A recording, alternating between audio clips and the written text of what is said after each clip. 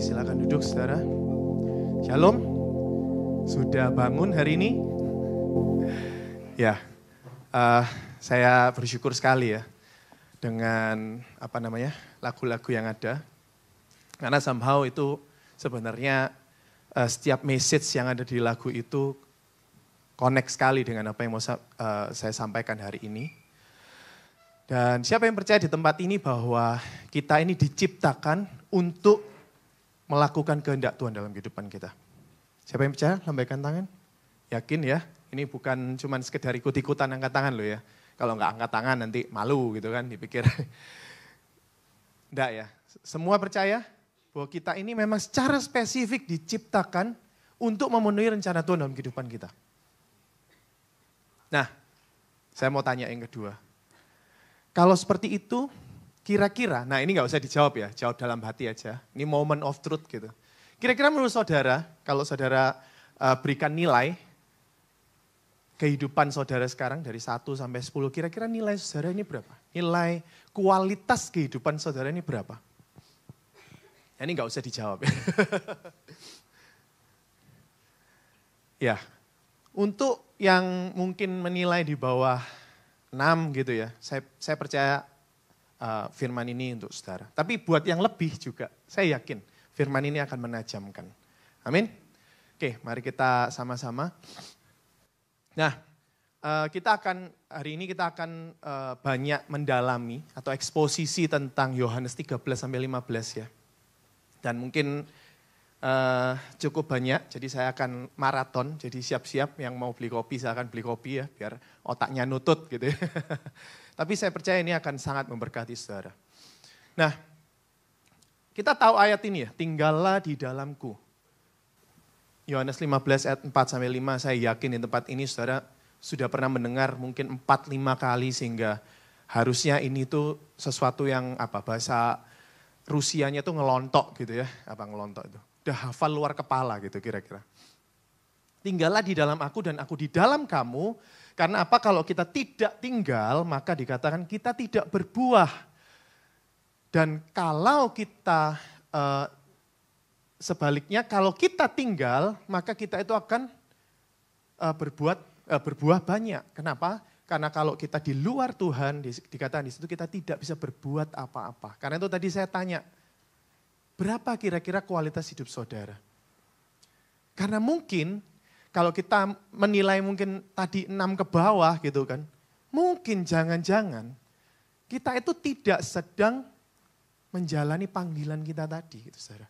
Saudara tahu ya kalau misalkan ikan, kemudian dia naik ke atas darat, maka dia akan melihat hidupnya itu nothing gitu. Karena dia akan melihat monyet yang begitu pandai memanjat, dia akan melihat citah singa yang begitu pandai berlari. Atau mungkin dia kelihatan saudara yang begitu pandai makan. Oh enggak, salah ya. Biar enggak ngantuk aja. Tapi kalau kita itu hidup di luar habitat kita, apa yang terjadi? Kita tuh bukan siapa-siapa saudara. Seperti ayat ini. Jikalau kita tinggal di luar Tuhan, dikatakan apa? Kita itu enggak bisa berbuat apa-apa. Sama seperti ikan. Ikan itu memang ditakdirkan hidupnya berenang gitu saudara. Ya kan? Nah, saya nggak tahu berapa banyak di tempat ini saudara yang mungkin menginginkan hidup yang lain gitu. Hidup dengan standar dan cara pandang yang lain. Mungkin saudara-saudara punya kumpulan teman-teman yang hidupnya begini begitu ya. Begini begitu itu apa? Entah, ya mungkin mereka bisa menikmati dan semuanya. Tapi kita nggak pernah tahu apa yang ada di dalam hati mereka gitu. Dan kita ingin hidup seperti itu. Dan kita punya standar atau condong melihat, oh itu adalah hidup yang saya inginkan. Dan disitulah awal mula konflik saudara. Nah karena itu mari kita sama-sama, karena saya nggak punya waktu banyak ya. Yuk kita lihat tentang Yohanes 13-15 ini. Jadi ini 3 pasal gitu ya. Dan kita perlu tahu konteksnya bahwa pada waktu itu Yesus itu sudah tahu bahwa masanya itu sebentar lagi dan bahwa sebentar lagi dia akan menjalankan satu di ultimate gitu ya, panggilan kenapa dia harus datang ke muka bumi. Dan kita lihat reaksi Yesus pada waktu dia nyadar Jadi sudah ada panggilan dari surga gitu ya. Saya nggak tahu itu apakah pada waktu dia berdoa atau tiba-tiba Roh Kudus ngomong, saya nggak tahu. Tapi tiba-tiba dia sadar, connect gitu. Ini waktunya gitu. Apa yang dia lakukan? Ada dua hal, saudara. Ini reaksi Yesus. Ini menarik sekali. Karena apa? Kita mungkin tahu satu amanat agung, ya, pergilah jadikan semua bangsa muridku. Itu adalah suatu amanat yang diberikan pada 120 muridnya. Pada waktu di atas bukit dia naik ke surga, dia berikan. Tapi ini adalah satu amanat yang hanya diberikan kepada 12 murid terdekatnya. Ini adalah satu hal yang tidak diceritakan ke banyak orang, saudara. That's why ini very special, secret, dan apa ya, kalau mungkin kita agen CIA gitu, apa nih, top secret gitu ya. Nah, ini adalah misi yang Tuhan berikan pada 12 rasulnya. Dan saya yakin ini adalah misi yang membuat rasulnya itu, kita tahu ya, akhir hidup para rasul bagaimana. Yang pertama, pada waktu dia tahu, ini waktuku. Dia kemudian bilang, ya dia kemudian memberikan satu teladan. Dan dua hal ini adalah budaya yang sebenarnya Tuhan sedang perkenalkan kepada murid-muridnya tentang bagaimana hidup dalam kerajaan surga. Dan kita tahu ini, gitu ya. Yang pertama ini kita belajar di bootcamp Humble, ya toh. Itu sudah, dan saya nggak punya waktu untuk menjelaskan ini, tapi siapa yang udah ikut bootcamp Humble? Ya, mungkin bisa diingat-ingat ya semua. Dan kita bisa melihat ini reaksi yang unik sekali. Kalau saya datang, kalau saya tahu saya mau meninggalkan bumi, saya pasti bagi-bagi warisan ya. Ini buat anak pertama ini, anak kedua ini, istri saya ini, gitu ya. Tapi ini warisannya Yesus, gitu. Saudara. Yang pertama dia menanggalkan jubahnya. Menanggalkan itu berarti, kalau saudara lihat di Alkitab, jubah, baju, itu bicara tentang apa? Identitas. Dia menanggalkan jubah tuan dan guru, gitu kan. Kalau di pasal itu, saudara kan banyak menemui kata-kata itu. Dan dia mengambil rupa seorang hamba. Dan dia membasuh kaki murid-muridnya pada waktu itu. Dan saya yakin saudara ngerti arti kata membasuh kaki murid-muridnya. Dan kedua apa yang dia lakukan? Dia berikan perintah untuk saling mengasihi. Ayatnya enggak saya baca ya. Tapi saudara tahu, ini menarik ada kata-kata, aku memberikan perintah baru kepadamu. Seorang programmer, siapa yang programmer di sini? Orang IT yang pernah belajar coding ya. Saudara pasti ngerti, kalau software atau program yang kita buat itu ngebug, apa yang dilakukan? Tahu ngebug ya? Ngebug itu error, pokoknya tidak berjalan semestinya. Apa yang dilakukan oleh seorang programmer? Dia akan memberikan perintah baru, new command. Kenapa? Karena entah bagaimana perintah yang lama ini tidak berjalan sesuai semestinya. Diprogram ulang dan ini sama persis seperti yang Yesus lakukan. Yesus itu memberikan perintah baru, dia merewrite gitu ya, DNA rohani kita. Bahwa kalau kita, karena kita dirusak oleh dosa, kita menjadi egois, kita menjadi hidup buat diri sendiri, semua yang kita lakukan adalah untuk diri kita sendiri. Maka saat itu, Yesus bilang, kamu bukan hidup buat dirimu sendiri, tapi kamu hidup untuk orang lain. Karena itu salinglah mengasihi sama seperti aku mengasihi kamu. Perintah dan teladan itu adalah cara Yesus mengubah budaya dalam kehidupan kita. Dan itulah kenapa, saudara, kita ini diciptakan sebagai wadah gitu, saudara. Kita ini diciptakan seperti sebuah puzzle. Itu ada caranya untuk itu bisa masuk, connect, pas gitu. Saat hidup kita tidak memenuhi itu, maka yang terjadi itu akan tabrakan, ya, gesekan. Apa yang terjadi pilihannya?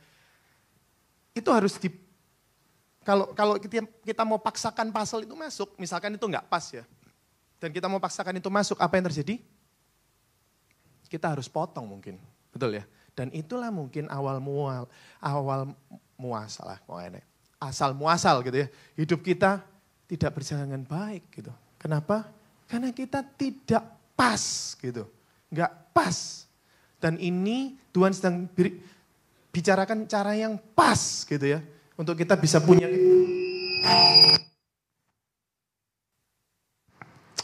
Oke. Kayaknya kebanteran.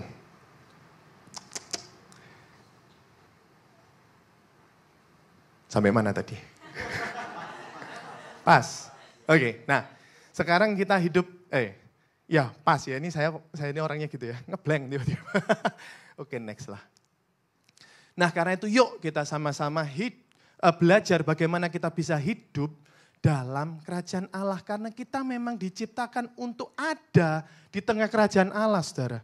Saudara tahu pada waktu Tuhan pertama kali menciptakan manusia, dia taruh kita di mana? Taman Eden. Itu adalah gambaran kerajaan Allah. Bagaimana Tuhan itu berkuasa dan Tuhan berkarya lewat kita. Kuasanya mengalir melalui kita. Disitulah kita menemukan bentuk dan versi yang terbaik dalam kehidupan kita. Dan pada waktu Yesus menebus dosa kita, itu adalah awal gitu. Bagaimana kita bisa kembali menghidupi desain dan rancangan kita yang pertama gitu, saudara. Dan saya yakin kalau kita ngerti ini, kita akan punya kehidupan yang berkemenangan dan memuaskan, saudara. Nah, saya akan banyak cerita sharing ya tentang kegagalan pengenalan para rasul di 3 pasal ini ya. Yohanes 13 ayat 6-7, pada waktu itu Tuhan kan setelah membasuh kakinya, Petrus bertanya, Tuhan engkau hendak membasuh kakiku gitu kan. Kenapa kok engkau hendak membasuh kakiku? Nah ini yang Yesus katakan, apa yang ku perbuat engkau tidak tahu sekarang, tetapi engkau akan mengertinya kelak. Kata mengerti di situ, itu dalam bahasa aslinya, itu pakai kata ginosko. Ginosko itu adalah pengenalan. Saudara pernah mendengar beberapa, saya percaya kata ginosko ini sering dikhotbahkan, saudara. Itu bicara tentang pengenalan seperti seakan-akan seorang suami istri gitu. Pengenalan kita sama Tuhan itu selalu pakai kata ginosko.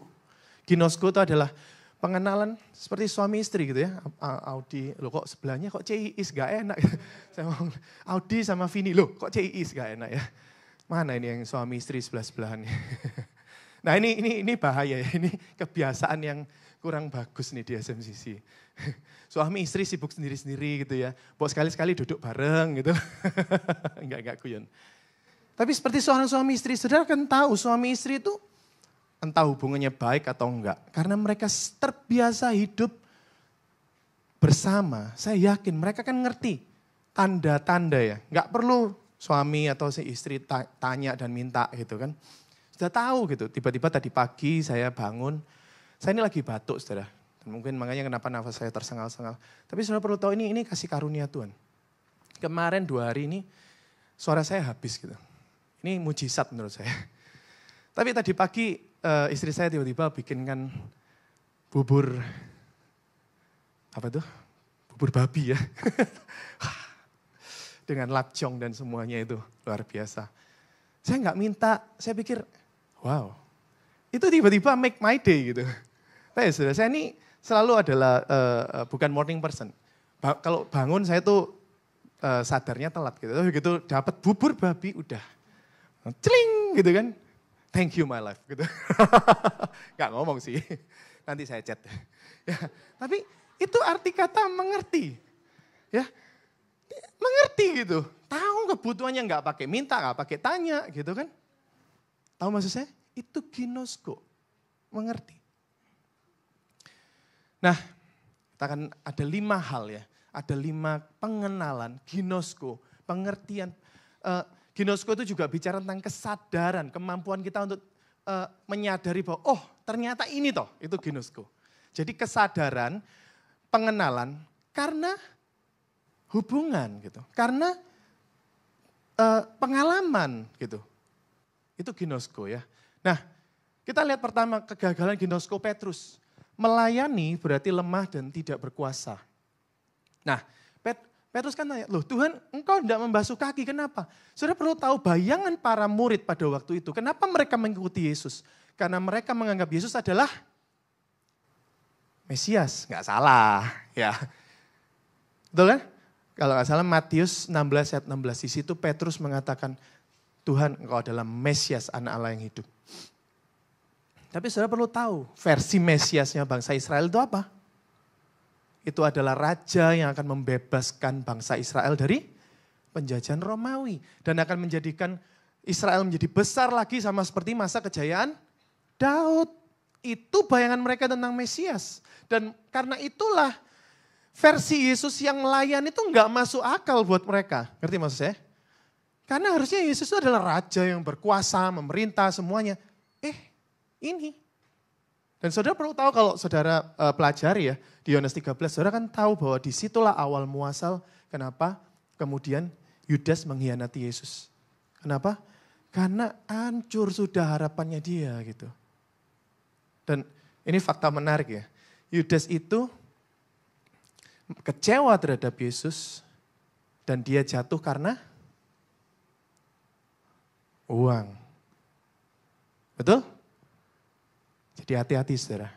Begitu kita tidak connect sama Tuhan, begitu kita lupa akan, atau kita nggak nyambung dengan rancangan Tuhan dalam hidup kita, maka uang akan menguasai kehidupan kita. Next, saya nggak punya waktu ya. Seharusnya apa? Ini yang Yesus katakan, di rumah Bapakku. Ini saya pokoknya lompat gitu ya. Tapi intinya ini semua tentang eksposisi Yohanes 13-15. Tuhan itu memperkenalkan tentang hierarki kerajaan Allah.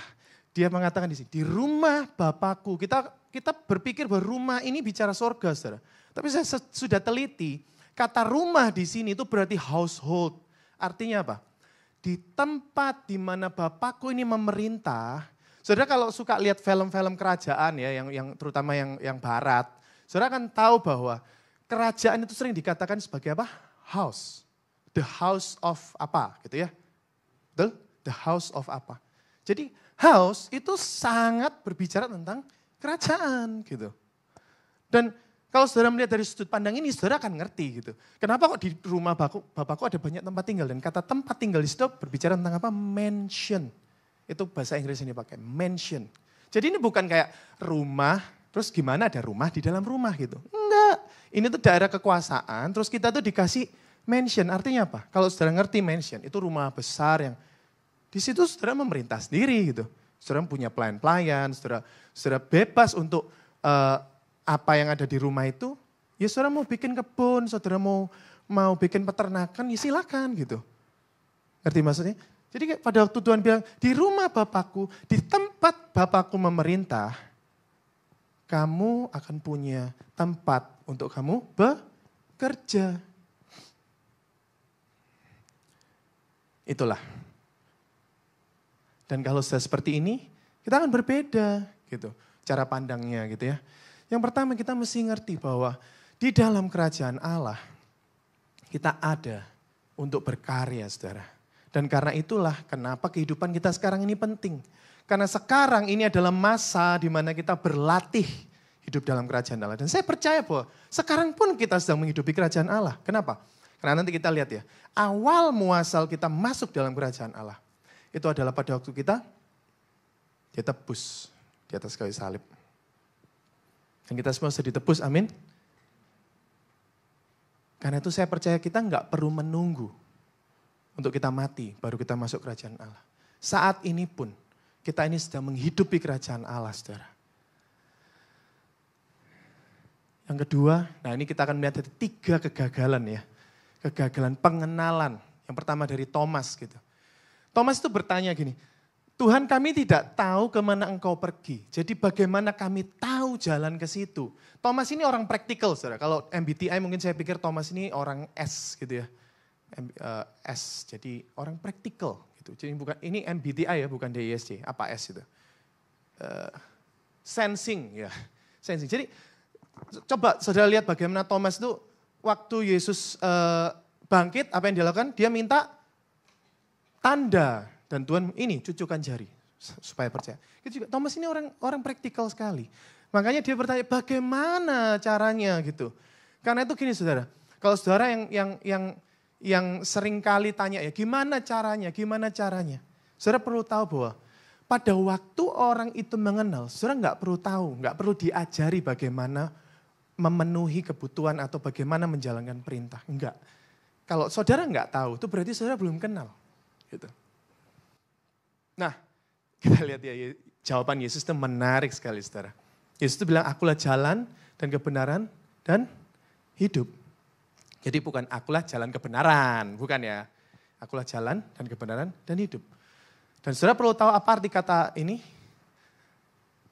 Sebenarnya Yesus sedang menjelaskan tentang skema tabernakel. Saudara tahu ya, tabernakel itu adalah kemah Allah, gitu kan. Di zamannya Daud itu menjadi bait Allah. Gitu. Tapi tabernakel itu adalah tempat di mana bangsa Israel, umat Allah itu datang kepada Tuhan. Dan di situ ada pelataran, masuk lagi ruang kudus, masuk lagi ruang Maha Kudus. Dan saudara perlu tahu, pintu masuk ke dalam pelataran itu disebut apa? Namanya the way. Pintu masuk jadi itu bentuknya gerbang, namanya the way. Pintu masuk ke dalam ruang kudus, itu bentuknya pintu, ya. Namanya apa? Kira-kira? The truth. Dan pintu, ini bukan pintu kali ini, tirai ya. Tirai untuk masuk ke ruang Maha Kudus. Itu bentuknya tirai yang kemudian terbelah pada waktu Yesus mati di atas kayu salib. Namanya apa? The life. Menarik sekali. Artinya apa? Yesus tuh jawab gini, Thomas, caramu untuk masuk kerajaan Allah, aku masih mati buat kamu gitu. Menarik sekali. Jadi saudara, kalau saudara berpikir bahwa keselamatan itu adalah tujuan, saudara salah besar. Keselamatan itu adalah awal kenapa kita ini bisa hidup dalam kerajaan Allah. Dan kalau kita menerima Yesus sebagai Tuhan dan Juru Selamat, maka kita sudah masuk dalam kerajaan Allah. Dan ini akan berbeda, saudara. Kalau konsep atau pemikiran saudara bahwa, kerajaan Allah itu masih nanti-nanti dan aku akan berusaha, aku harus punya kehidupan. Saudara akan ngoyo, akan merasa Tuhan itu jauh dan semuanya. Padahal kita akan melihat bagaimana Tuhan itu hadir dan berkaya dalam kehidupan kita. Semua kemenangan kita itu datangnya dari Tuhan, justru. Dan karena itu Tuhan bilang, aku harus mati buat kamu. Filipus ya, berpikir ada bapa lain yang jauh. Kan kita sering kali begitu ya. Pada waktu kita, cek. Pada waktu kita, kita ini pingin cari Tuhan, atau kita pingin lakukan sesuatu lah. Kita tuh sering kali pingin, gimana sih caranya gitu kan. Misalnya contoh, kita pingin, ini kayak siapa ya. CIIS lah, saya pokoknya CIIS ini wajahnya glowing banget. Suatu ketika kita ingin bilang, CIIS, tahu acinya kok enak banget gitu. Terus kita tuh tanya gini, jadi CIIS belajar di mana? Aku mau dong belajar dari gurunya CIIS. Tahu nggak maksud saya? Padahal CIIS ini bisa membuat tahu aci yang enak. Tapi kita pingin cari yang lain gitu. Pernah nggak seperti itu? Saya tuh sering loh menjumpai seperti itu. Bagaimana caranya biar menjadi titik-titik yang hebat gitu kan. Cari guru semua. Padahal Tuhan bilang apa? Telah sekian lama aku bersama-sama dengan kamu, namun engkau tidak mengenal aku. Sama kayak CIS bilang, sudah setiap hari kamu makan tahu aciku, tapi kamu tidak merasakan, tidak menyadari gitu kan. Enggak ya, CIS enggak gitu untungnya. CIS orangnya humble, oh iya gitu. Tapi mungkin dalam hatinya gitu ya, dasar enggak tahu diuntung gitu. Apalagi kalau yang tanya Andrew sama Sandra gitu ya. Mungkin itu yang terjadi. Dasar anak durhaka. Tiap hari dikasih makan tahu, aci. Gitu kan? Ya mungkin kira-kira Yesus itu seperti itu gemesnya gitu kan. Ini Tadius ya. Tadius itu siapa? Tadius itu juga disebut Yudas. Jadi sama seperti Yesus. Yudas itu nama umum ya. Sama kayak Andi ya. Andi, Yesua Angga. Nah, itu nama umum ya. Makanya dia nggak mau dipanggil Andi. Maunya Jiang-Jiang ya. Andi terlalu umum, apalagi di Makassar ya. Andi banyak banget. Nah ini Tadeus, pengarang kitab Yudas. Berpikir nih typo ya. Tuhan bekerja tanpa kita. Gitu. Karena dikatakan, kenapa engkau menyatakan dirimu kepada kami dan bukan kepada dunia? Sekali lagi sebenarnya di bayangan si Tadeus ini, Yesus itu akan menjadi bangsa dan akan menghancurkan semua bangsa Romawi itu gitu kan. Tapi jawab Yesus apa? Jika seorang mengasihi aku, ia akan menuruti firmanku dan Bapa akan mengasihi dia. Jadi ini menarik sekali saudara. Cara kerja Tuhan itu adalah lewat kita. Bagaimana pada waktu kita itu punya hubungan yang dekat sama Tuhan, maka apa? Kita akan rindu untuk menuruti firman dan menuruti itu bukan menjadi suatu tuntutan gitu ya, tetapi itu akan menjadi sebuah kerinduan gitu. Di mana pada waktu kita menuruti firman, kita akan merasa puas. Kenapa? Karena kita sudah merasa berhasil melakukan sesuatu. Itu adalah tujuan kita. Dan pada waktu itu terjadi apa? Dikatakan kami akan datang kepadanya dan diam bersama-sama dengan dia. Ini menarik saudara. Kenapa saudara merasa hidup saudara kering dan kosong? Karena saudara seringkali nggak sadar ada Tuhan dalam diri saudara yang berkarya. Jadi saudara, kalau saudara merasa kering, letih, lesu, jangan malah tidur, diam di rumah gitu ya, mager, duduk di pojokan, garuk-garuk. Saya nggak tahu sih ngapain. Jangan begitu saudara. Justru yang saudara perlu lakukan adalah cari Tuhan dan hidupi kembali gaya hidup yang benar. Dengan cara apa? Lakukan kehendaknya, lakukan perintahnya. Itu adalah menyegarkan saudara. Makanya Yesus pernah bilang apa? Makananku ialah melakukan kehendak Bapakku. Yesus itu setiap kali dia melakukan kehendak Bapaknya, dia bukan lelah gitu. Enggak gitu. Justru setiap kali dia melakukan kehendak Bapaknya, timbul semangat baru, energi baru gitu kan. Visinya makin tajam dan kuat. Itu Yesus gitu. Kebalikan sama kita kan. Hati-hati saudara. Nah apa yang seharusnya? Nah inilah Yesus memperkenalkan ya. Tidak percaya bahwa aku di dalam Bapa dan Bapa di dalam aku. Dan Bapa yang diam di dalam aku, dialah yang melakukan pekerjaannya gitu. Jadi Tuhan itu berkarya lewat kita gitu kan. Dan setiap kali kita izinkan Tuhan berkarya lewat kita, setiap kali kita izinkan Tuhan itu menguasai hidup kita mau taat sama Tuhan, maka kita akan menemukan bentuk terbaik dalam kehidupan kita. Kuncinya apa saudara? Percaya. Karena nggak ada ketaatan tanpa kepercayaan, betul? Bisa kita taat tanpa percaya? Nggak bisa. Kita kalau mau melakukan sesuatu, caranya dua saudara. Percaya atau minimal kita lihat pekerjaan. Jadi gini saudara, mungkin kalau saya kenal siapa ya? Saya kenal Agnes gitu kan. Wah Agnes kan jago ya kalau ngomong.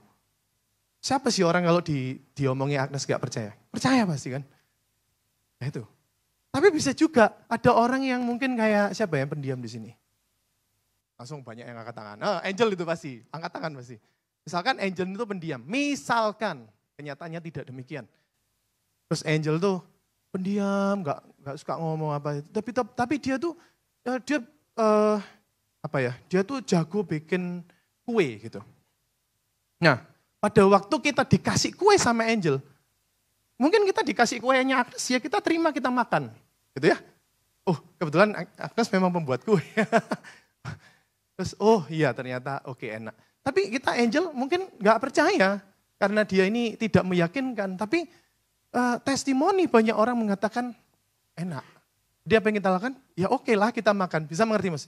Jadi percaya itu bisa karena memang kita kenal orangnya. Tapi bisa juga kita nggak kenal tapi kita ngelihat karyanya. Gitu.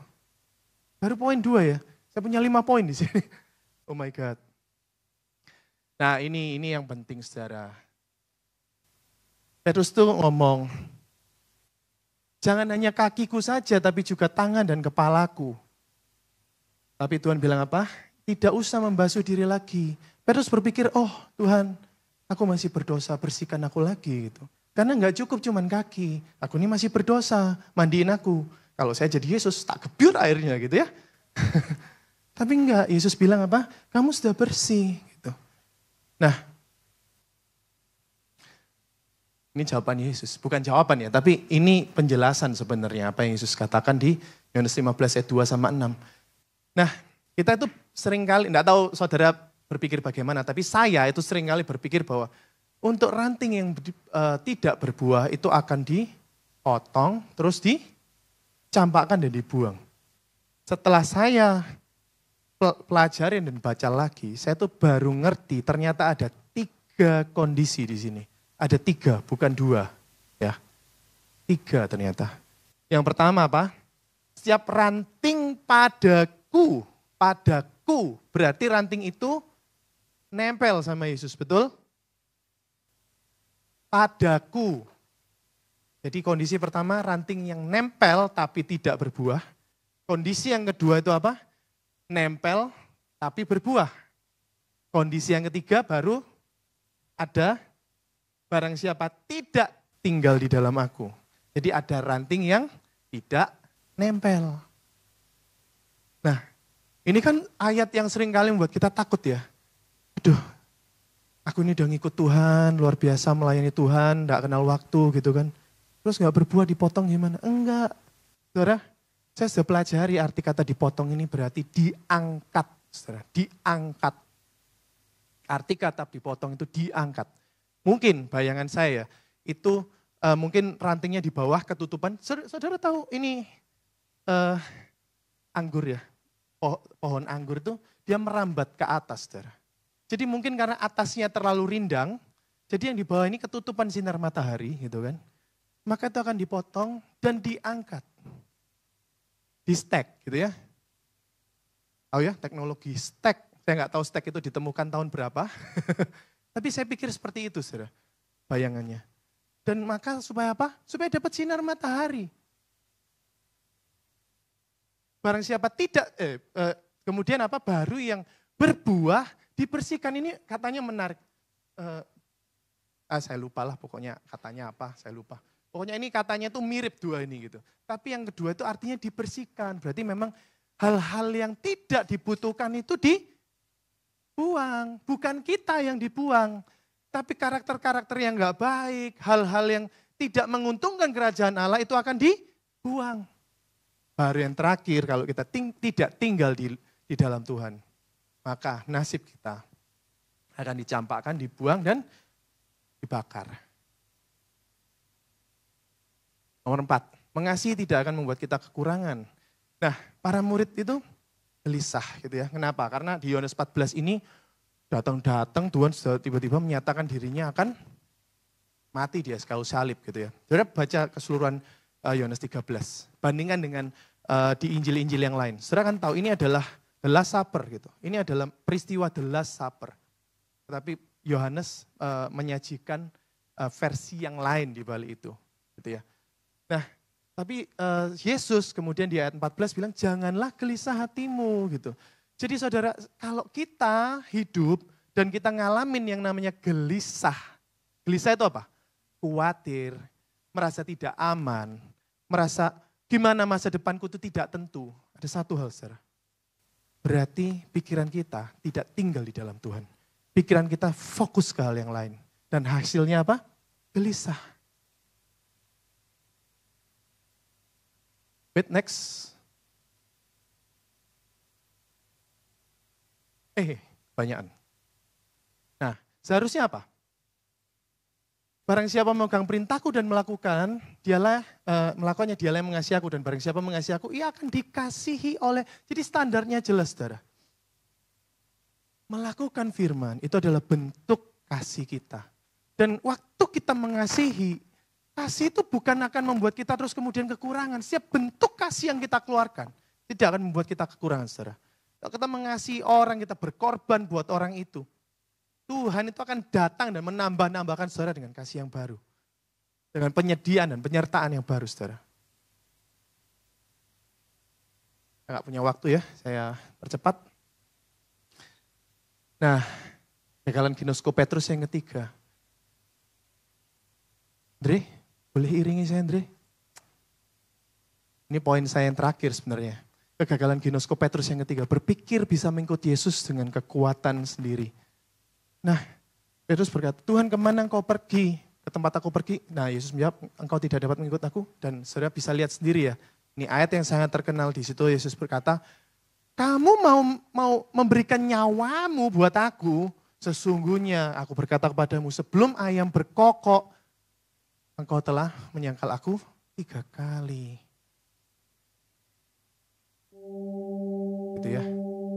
Apa artinya? Saudara, kita nggak bisa ngikut Yesus karena pakai kekuatan kita, saudara. Ini yang Petrus sering kali lakukan.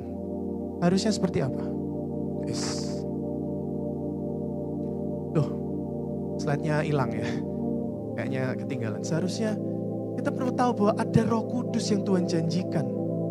Roh Kudus itu, baca sendiri pokoknya di sini. Roh Kudus, ini ada 5 akibat hidup, saya nggak sempat menjelaskan, tapi ini baca renungkan sendiri saudara.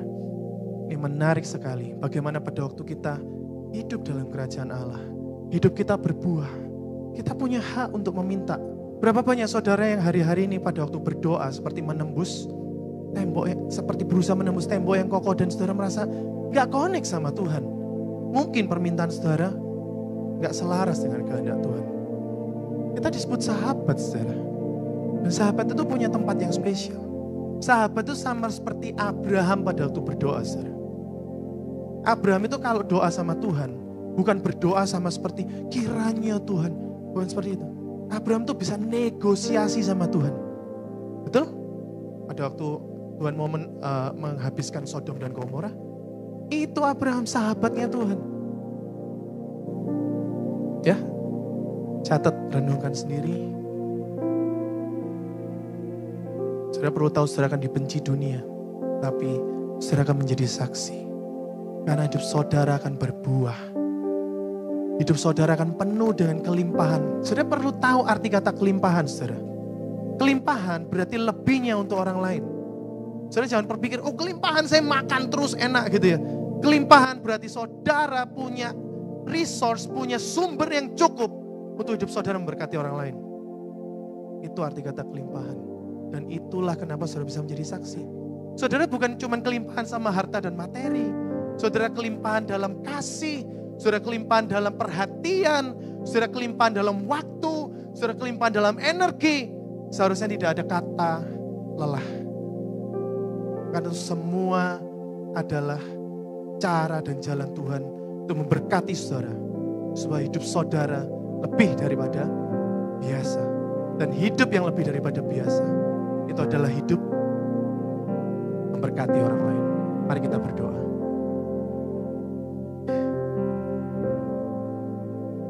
Ambil waktu koneksi sama Tuhan, saudara.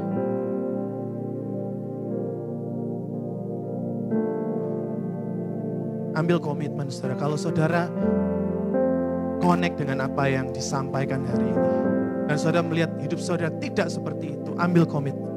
Karena semua hal yang